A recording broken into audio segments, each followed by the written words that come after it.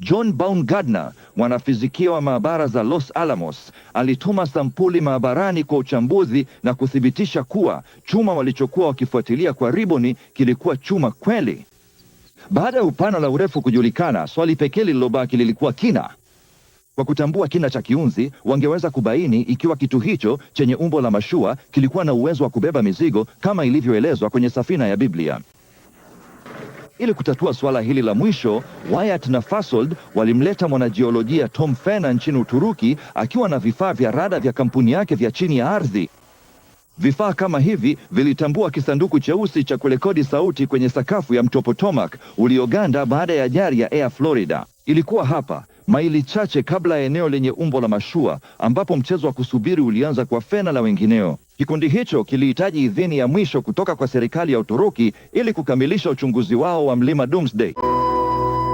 Vizuizi vya sheria ya kijeshi viliwaacha wagunduzi hao wa Marekani wakiwa wametengwa na ulimwengu wa nje.